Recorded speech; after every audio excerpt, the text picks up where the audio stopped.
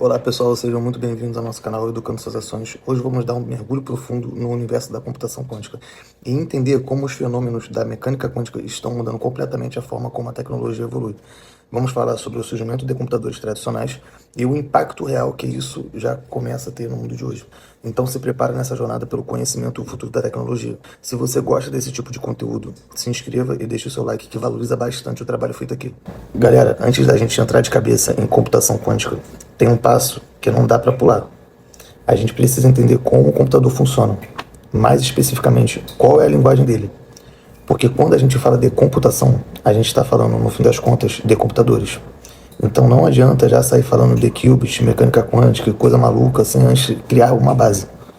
Senão vira aquele papo bonito que ninguém tem direito. Hoje, o computador está em todo lugar. Você tem um no bolso agora. Seu celular é um computador. Se você estiver ouvindo isso aqui por ele, pronto, já é um exemplo. Notebook, computador de mesa, tablet, até a geladeira hoje em dia tem processador. Cada vez mais, qualquer objeto que tenha algum tipo de processamento pode ser chamado de computador. Não precisa ter teclado e tela. Se processa informação, é um computador. E aí a pergunta é, processa o quê? Processa informação. Só que informação é um conceito gigante. Vai desde quando você digita uma letra no WhatsApp, até quando escreve um TCC inteiro. Edita um vídeo ou faz uma pesquisa no Google. Mas aqui entra um ponto muito importante. O computador não entende informação do mesmo jeito que você.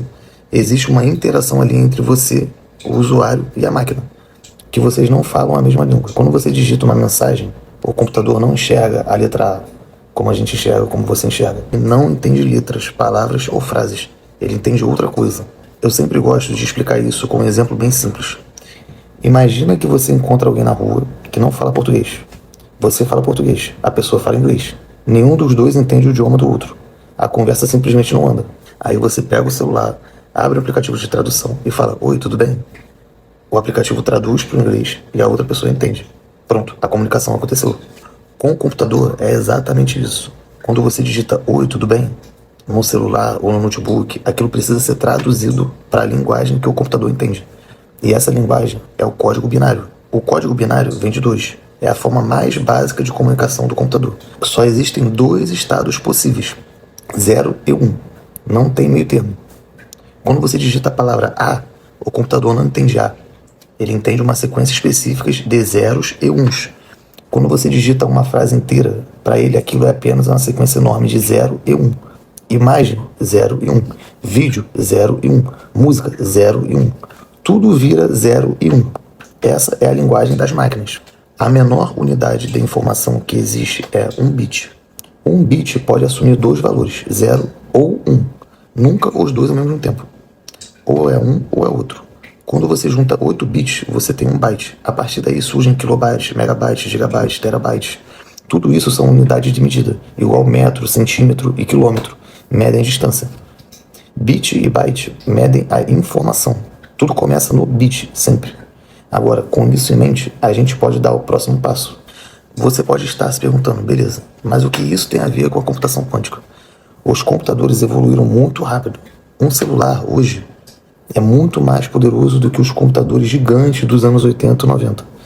Só que existe um problema. A gente está chegando em limites físicos, principalmente por causa do tamanho dos transistores. Não dá para ficar diminuindo isso infinitamente. Chega uma hora que a física simplesmente diz, daqui não passa. É nesse ponto que surge a computação quântica. Não como um substituto imediato, mas como uma alternativa para ir além desses limites. Principalmente em velocidade de processamento. A computação que a gente usa hoje é chamada de computação clássica. Ela funciona com bits, 0 ou 1, ligado ou desligado. Já a computação quântica funciona com qubits. E é aqui que a mecânica quântica entra de verdade. Um dos fenômenos mais importantes da mecânica quântica é a superposição. Talvez você tenha ouvido falar no famoso experimento mental do gato de Schrödinger. A ideia é estranha, mas poderosa. Enquanto você não mede um sistema quântico, ele pode estar em mais de um estado ao mesmo tempo, em termos de probabilidade. Na computação clássica, isso não existe. Um bit é 0 ou 1. Acabou. Na computação quântica, um qubit pode estar em superposição. Ele pode representar 0 e 1 ao mesmo tempo, até o momento em que você faz a medição. Quando você mede, o estado colapsa e vira 0 ou 1. Essa superposição é a base do poder absurdo da computação quântica. Porque em vez de testar a possibilidade por vez, como um computador clássico faz, um computador quântico consegue trabalhar com várias possibilidades simultaneamente.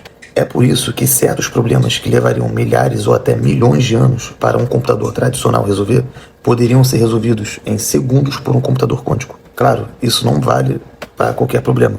Depende de algoritmos específicos e a tecnologia ainda está em desenvolvimento. Mas o princípio fundamental é esse. Existe outro fenômeno ainda mais estranho, o entrelaçamento quântico. Partículas podem ficar entrelaçadas de tal forma que o estado de uma depende do estado da outra. Quando você mede uma aqui, instantaneamente o estado da outra é definido, mesmo que ela esteja muito longe. Na Terra, na Lua, não importa. Esse fenômeno é tão contraintuitivo que o próprio Einstein chamou de ação fantasmagórica à distância. Ele não aceitava isso de jeito nenhum, principalmente porque parecia violar um dos princípios da relatividade. Nada pode viajar mais rápido que a luz, nem mesmo a informação. Mas os experimentos mostram que a natureza funciona assim. Uma delas é na criptografia. Hoje, quando você manda uma mensagem por um aplicativo, essa mensagem é criptografada. Se alguém interceptar no meio do caminho, não vai ver. E aí, tudo bem? Vai ver um monte de códigos sem sentido. Para quebrar essa criptografia, um computador clássico teria que testar combinações por combinações. Algo que poderia levar milhares de anos. O problema é que, em teoria, um computador quântico poderia fazer isso muito mais rápido. Em segundos, talvez minutos. Aí seria um caos para a segurança digital. Mas calma, não é o fim da criptografia. Justamente por causa disso, já se estuda a criptografia quântica. Ela usa os próprios princípios da mecânica quântica, principalmente o entrelaçamento. A ideia é simples e genial. Se alguém tentar interceptar a mensagem e medir essa informação no meio do caminho, essa tentativa altera o sistema. E isso é detectável. Ou a mensagem se destrói, ou o emissor ou o receptor sabem que alguém tentou mexer nela. Ou seja, se alguém encostar onde não deve, você fica sabendo. Isso não significa que as pessoas estão entrelaçadas. O entrelaçamento acontece nos estados quânticos usados para transmitir a informação. Mas o princípio é esse. E isso já está sendo estudado e testado hoje, não é ficção científica. Então, no fim das contas, a computação quântica se apoia principalmente em dois pilares: superposição e entrelaçamento. A superposição dá o poder de processamento. O entrelaçamento abre portas para comunicação e criptografia extremamente seguras. É estranho, dá um nó na cabeça, vai contra tudo que a gente aprendeu no dia a dia. Mas é exatamente por isso que é tão revolucionário. Se você gostou desse conteúdo, não esqueça de se inscrever e deixar o like no vídeo. Valeu, forte abraço, é só o começo.